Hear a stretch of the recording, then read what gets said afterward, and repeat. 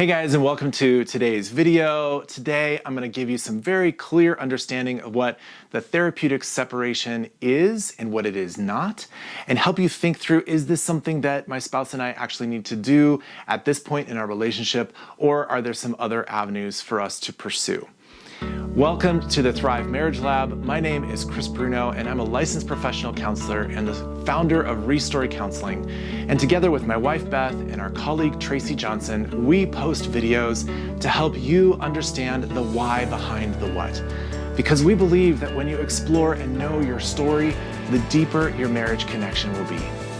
So hopefully you've seen my previous video about therapeutic separation and what it is, and maybe a little bit more understanding of how it's different from a separation.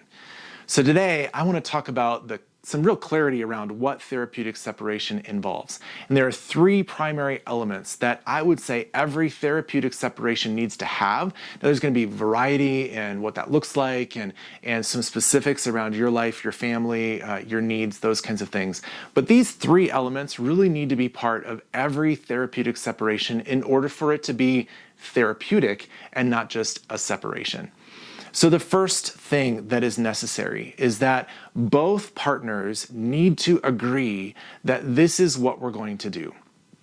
You might not be super excited about that idea, but as I said in the previous video, that a therapeutic separation is unto the healing of the marriage, unto the healing of the relationship.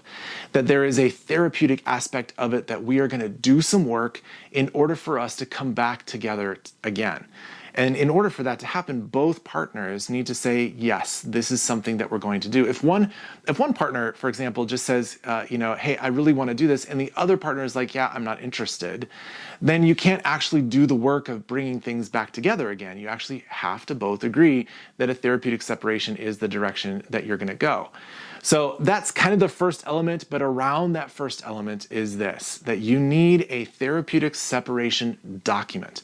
That what it is very clear and understood.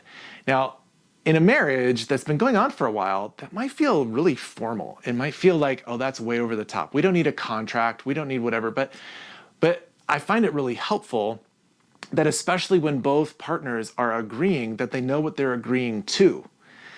There's really a lot of clarity around what we are agreeing to, and we're going to document that out so that right from the beginning we know what the parameters are, what the expectations are, what the timeframes are, all those kinds of things, so that we can agree to this. And sometimes in a marriage, especially that has come to the place of needing a separation, agreeing to something is actually the first step. Right? It's the first step, because so far it's been so many disagreements, so many challenges, that if you can say, yes, I actually want to work together towards the healing of our marriage, that is really a great place to start. It's actually a great place for hope to begin to live again. And so agreeing together around a document is the first element of a therapeutic separation. What it is that you are exactly agreeing to. Okay, so then the second thing is that inside that document, there is some real clarity around two main categories of things. All right, so first, make sure you have the document. Second is the two main categories of things. The first category is a time frame, real logistical kind of things with regard to a time frame, what happens with money, what happens with the living situation, what happens with kids if you have kids. So those four main things, what's going to happen in each of those four main areas of logistics for the separation, make sure that those things are clear. So for example, a couple may have, a house with a basement. Does somebody move into the basement in order to create space? Who? When? For how long? Does that partner that moves into the basement, do they ever move back upstairs and you switch? What is happening in that? Or does someone move out to a different apartment for a short time? Where and how is that going to work? What happens financially in order to support that other apartment or house or wherever you're going to live? What happens with the vehicles? What happens with income that is happening during the time of separation? Make sure that that's really, really clearly laid out so that you know, okay, so on Sunday to Wednesday, he's going to be in the basement, and then Wednesday to Saturday, she's going to be in the basement. Or this is what's going to happen when we have money come in. We're going to still, live as if we did before with the same checking account. Or maybe you need to actually switch to having two different checking accounts. It kind of depends on the issues that you're facing in your marriage, right? So make sure that you have the logistics set in that first section of the document.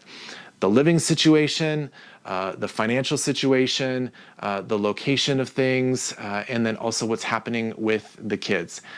So that is those four main things. I will add 1/5 thing to that, and that is how long is the therapeutic separation going to go? What are the markers in time that you are putting forth and agreeing to with one another of what's going to happen?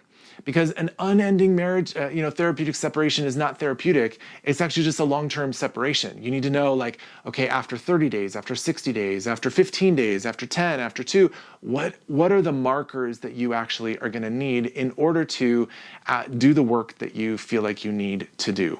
So the logistics of money and place and time and all those kinds of things, and then also, like I said, just in the time frame of how long is this therapeutic separation going to go on, and then what are some specific markers that you're going to put where you'll kind of come back and reevaluate. Is this helpful? Are things happening? Is it not happening? What's going on?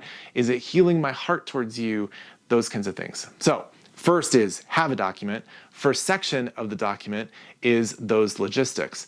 And then the third element of a therapeutic separation is some real clarity around what is the therapy that's a part of the separation.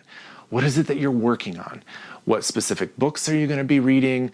What specific counselors are you going to be seeing individually and or together?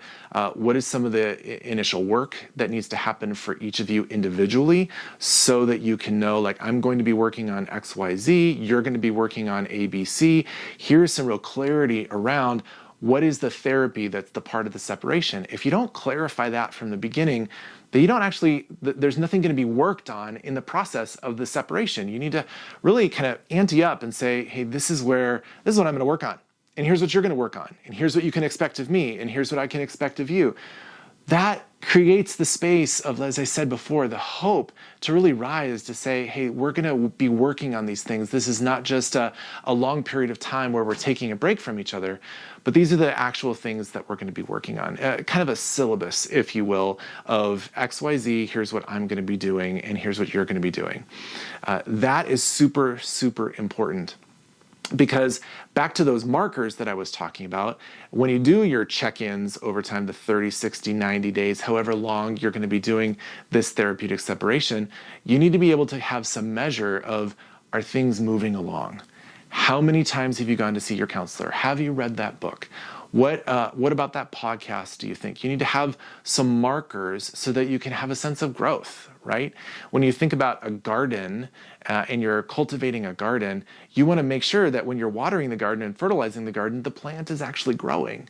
Well, in the same way, you want to make sure that the places that need to grow inside of you individually are growing so that you can actually come back together in a different way than you were before. If those things aren't laid out clearly, then you're just going to come back together and they're just going to be the same as they were before, because there's no guarantee that you're actually working to grow, to become the person, to become the spouse that you actually want to be and need to be in order for the marriage to heal. So those are the three kind of main categories that are in a therapeutic separation document. That document then needs to really clearly lay those things out. Both spouses need to agree to that document. And then the final thing that I would say is that what are the actual connections? What are the moments that you're going to have conversations? Are you going to go out on dates to work on some of these things? Are you going to spend 30 days and then still start going out on dates? How are you going to have the interaction back together? If you are living in different places, for example, how are you going to talk about where you've been? How are you going to talk about the work that you're doing? How are you going to know what the other spouse is doing in order for you to kind of check in and make sure that there's progress being made in the marriage relationship back together again? So make sure all those things are lined out in the document. Sign it for one another so that there is a sense of like officializing this, making it actually a thing between the two of you. And then begin. begin. Make sure that you are set with how things are going. You guys, the next video, I'm going to talk a little bit more about what does it look like for kids in the midst of a therapeutic separation. So stay tuned for that video, and I will see you there.